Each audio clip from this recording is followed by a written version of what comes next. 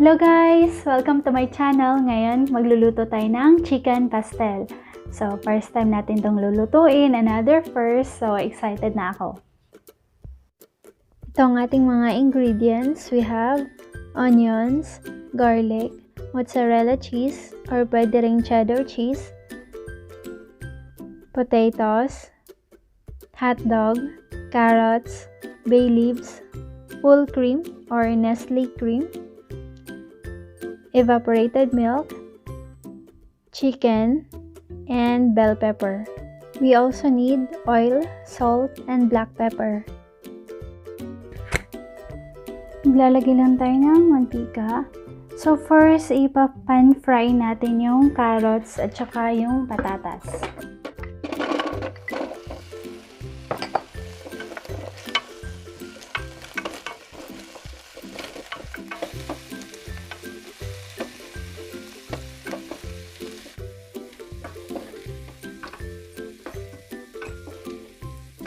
Next, ang ating patatas.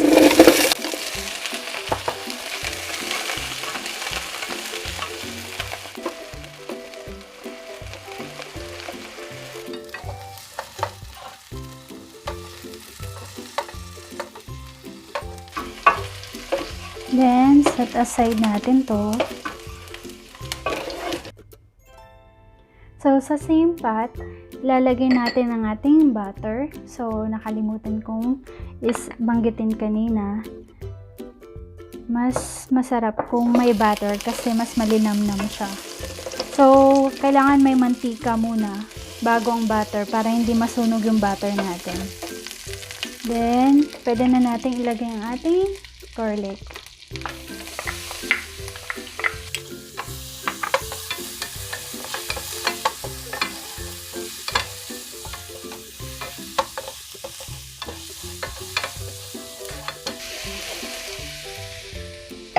Then, ang ating onions.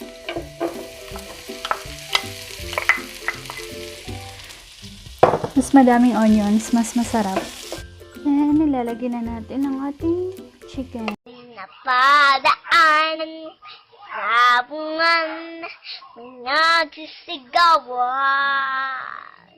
Yung aking tingnan, manok na pula, mukhang matapa. Ang pera ni Mrs. na dapat ay hulog ko sana sa may Palawan.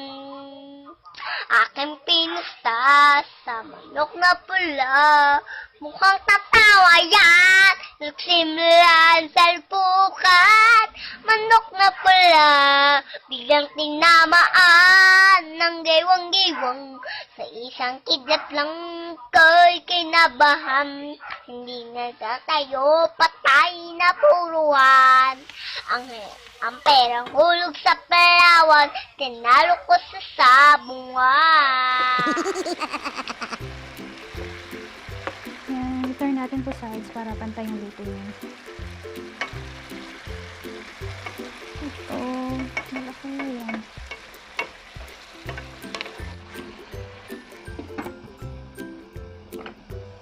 Yan ang kulay niya.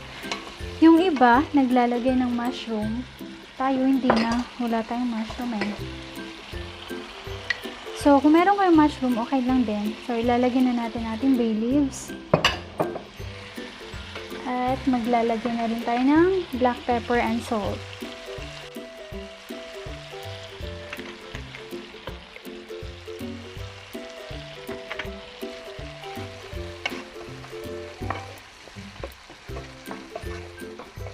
May budget kayo, maglagay kayo ng mushroom. Pero kung tipid-tipid, so pwede na rin hindi. Diba? Lalagay na rin natin yung ating sausage.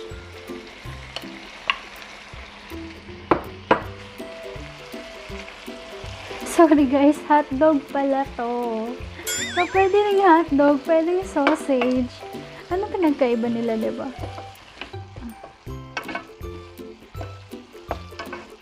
Sausage, chorizo. Tapos yung hotdog is hotdog. Lalagyan na rin natin ang ating vegetables, yung ating patatas at saka carrots. Then, simmer muna natin for a few minutes. Ang bango niya na, kahit ito lang, ulam na.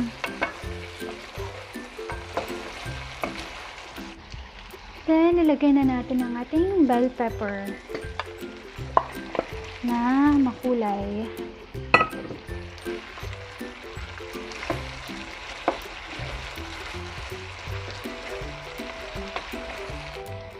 Ilalagay na rin natin ang ating evaporated milk.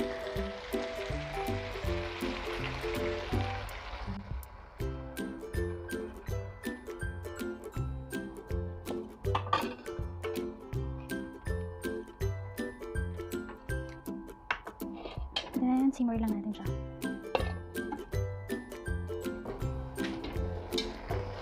So, stir natin once in a while. Oh, ang bango niya na, guys. Ilagay na natin ang ating full cream or all-purpose cream. Feeling ko lahat ng ulam kapag nilalagyan ng full cream or all-purpose cream, sumasarap. So, hindi natin siya lutuin ng matagal. 2 to 3 minutes lang. Then, ilalagay na natin yung ating mozzarella cheese. Or pwede rin cheddar cheese. So, mozzarella lang ang meron ako eh. So, gamitin natin kung ano yung meron tayo. Ayan. Hintayin lang natin siyang matunaw. Madali lang yan.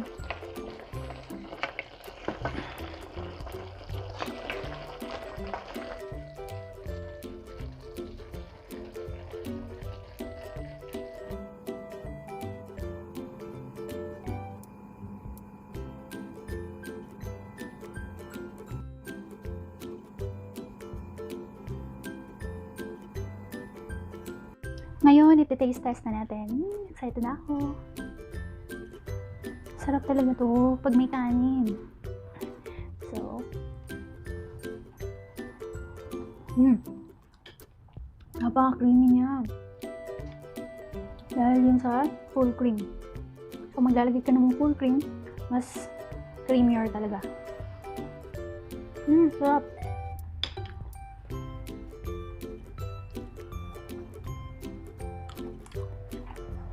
Sarap niya, guys. So guys, another successful na first na try na niluto natin. So, approve siya. Masarap niya, guys. If you like this video, please give it a big thumbs up. At kung bago ka sa channel ko, please hit the subscribe button and the notification bell para lagi kang updated every time mag-upload ako ng bagong video. So, see you on my next video. Bye!